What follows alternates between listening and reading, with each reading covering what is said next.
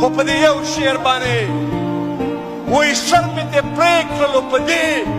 چې سر یې نه ټیټاو سر مې دې پرې کړلو په دې چې سر یې نه ټیټاو قاتله شعر رانه هېر شو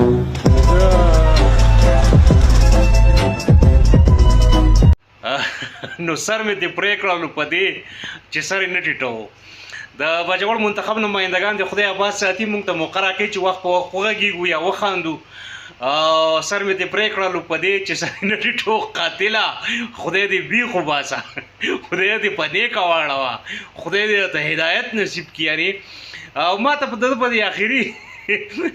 شعر رانه هېر شو په دې کې راته خپل ځان ښکاره شو ما سره هم اکثر بیشتر داسې کېږي د شعر یوه مصره راته یاد وي خو زما کوشش دی چې ښه پوره راته یاد نه وي نو په جذباتو کې نه راځم دی اصل کې د مخکې نه چې هلکه شعر په ذهن کې په یو سیکوینس کې دواړه مصرې راشي نو بیا خیر دی که سړی په جذباتو کې راشي خو دی د مخې نه په اولنۍ مصره په جذباتو کې راغلی دی نو شعر یې لږ دولت یې خرابه شوې ده خو بهرحال ما ترې ډېر زیات خوند واخیسته دا عین فطري ده دا ما سره هم کېږي شاید ما سره خو ډېر کېږي او شاید تاسو کوم ډېرو ملګرو سره کېږي او ډېر زورور شعر دی کم ملګري که مکمل کولی شي او شاعر یې خوی شي نو هغه به ډېره مننئ سر مې دې پرې کړه چې سر یې نه ټیټو نو چې سر مې تا پرې کړه او قاتل ته ته خبرې کوې او بیا نیمګړی شي خو دا چې د قاتل خو زوري که نه د قاتل خو یو روح وي که نه قاتل خدای دې په موږ چېرته موږ ټولو ما او تاسو اول په ما بیا په تاسو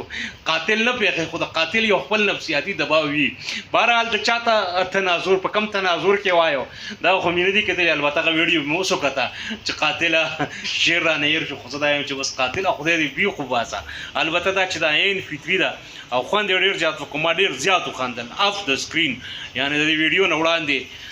دوه درې پیر مې وکوت او مزې رالله کړه او چا چې په ایډیټینګ کړی نو هغه هم ډېر خوند کوي اخره کې اسمایل او هغه اکشن